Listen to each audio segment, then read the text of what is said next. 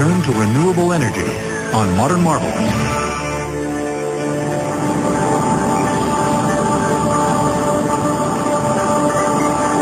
Despite the fact that the oceans cover 70% of the planet's surface, we've only begun to tap them directly as an energy source. But these marine powerhouses may one day unlock the door to clean, limitless energy.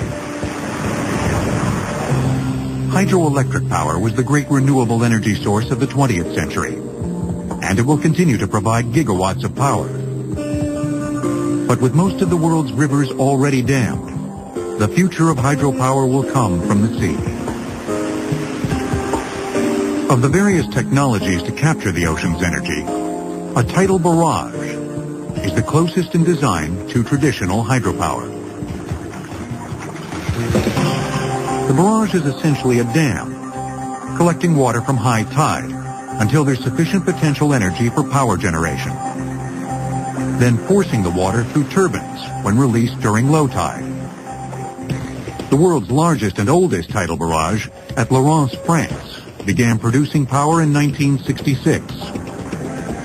Today, it still powers 240,000 homes. A more recent technology known as tidal stream power uses propeller-like turbines to capture the kinetic energy of underwater currents. And that's one that we could do in all manner of places because the tidal flow, of course, takes place everywhere on Earth. And harvesting those could be done quite well and doesn't even have to be at the surface. The issue, though, is that the marine environment's pretty tough to deal with. There's corrosion, parts being banged back and forth. Often the cost of managing those in terms of repairs can be quite large. But we're seeing new work on that. Much of the work is taking place in the British Isles, where companies such as Marine Current Turbines are thinking big, sinking massive pilings into the ocean floor and letting the turbines do their work. And the amount of energy you get out of a turbine is proportional directly to the density of the fluid that flows back and forth. And so a water turbine has several hundred times the power of an air turbine. Wave power is an even newer technology. Yet it may hold the most promise of all, since wave power can be captured anywhere on the ocean. In this design, a 450-foot chain of pipes, connected by hinged joints, sits semi-submerged on the ocean. Each motion of the waves is resisted by hydraulic rams located in the hinges.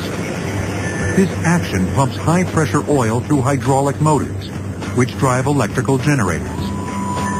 Electrical transmission lines also keep the floating power plant tethered to the ocean floor. A Scottish company, Ocean Power Delivery, has installed a successful 2.5 megawatt wave farm off the coast of Portugal. A wave farm occupying less than a half a square mile of ocean would generate 30 megawatts of power, or enough for 20,000 British homes.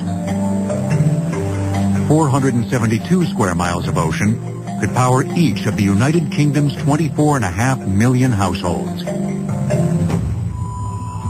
Each region of the Earth has its own renewable sources, from the vast wind potential of North Dakota to the solar motherlode that waits in the Sahara. When you put them all together, one thing becomes clear. Renewable energy offers a global solution to global problems.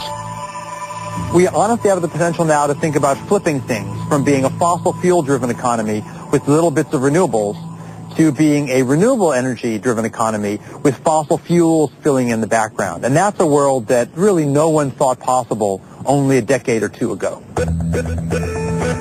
The technology works, but a renewable future also requires political will and a new way of thinking, in which a farm harvests wind, a harvest yields fuel, and a rooftop becomes a power plant.